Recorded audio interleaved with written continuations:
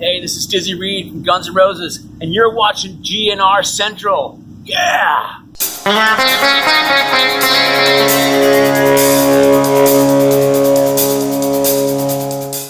Hey everybody, what's going on, and welcome to GNR Central. And today I want to talk about 5 things that you may or may not know about the Chinese democracy song Madagascar. So apart from being what I think is probably the second or third best song on the record, there's some cool facts that a lot of people may not know about the song.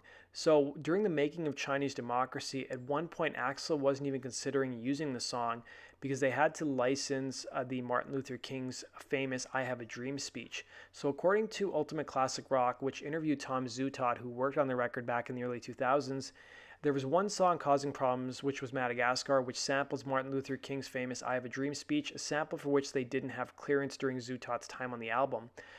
Zutaut said Axl feels that particular speech is at the core of the message that he is putting across in the song. And he told me that if the Martin Luther King estate would not give permission for that to come out on the final record, the track would not be on without it.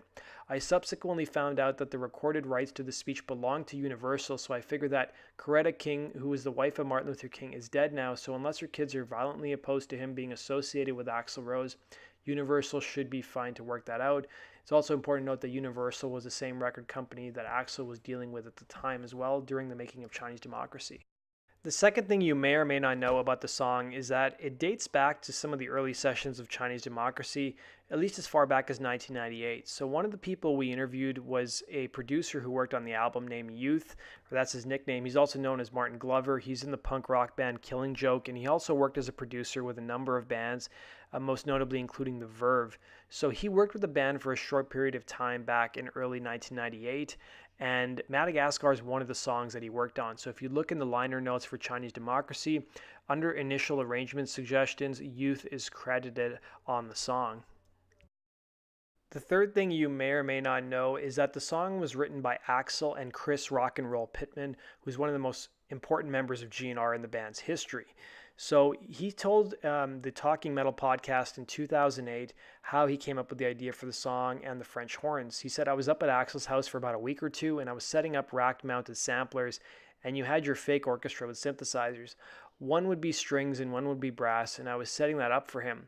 And I was now this module here. We're going for this brass instruments, and you have your horns.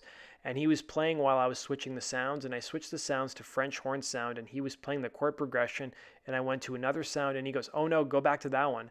We went back, and it was the French horn sound, and he kept playing the progression, and it sounded really cool, and I turned around and turned on the tape machine, and that ended up being the very intro for the song Madagascar. And that's just how that evolved, and he just had this chord progression, and all of a sudden it married with the French horn, and it was this super moody song, and it was the start of the song. We actually recorded it quickly up there at his house, and he just sang unbelievably on it.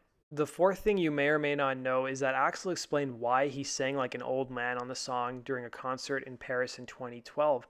So he said, I remember seeing on the web somebody said, why'd you have to sing that song with like an old man's voice? So Axl revealed that one of his influences was Hemingway's Old Man and the Sea. And the fifth and final thing you may not know about the song Madagascar is that when you think of the title Madagascar, you think of the African country. But if you guys have ever seen a globe or a map, then you would know Madagascar is pretty much surrounded by water, and it's pretty much not even connected to the continent of Africa. But if you look on Google Maps, the closest island to Madagascar just happens to be an island named Reunion, which I'm sure Axl strategically picked Madagascar for that very reason. So that does it for 5 things you may or may not know about the song Madagascar. Let me know your thoughts in the comment section below. Personally, it's one of my favorite songs off Chinese democracy, and I'm happy that they're playing it live on the Not in This Lifetime tour, at least at some shows. So thanks for watching, guys. Hit the like button. Go check us out at gnrcentral.com, and also go check us out on social media. And you guys can also support our channel on Patreon. If you guys just love rock and roll in general, I do true story episodes on my second channel called GNR Central 2. The link is down below. Take care.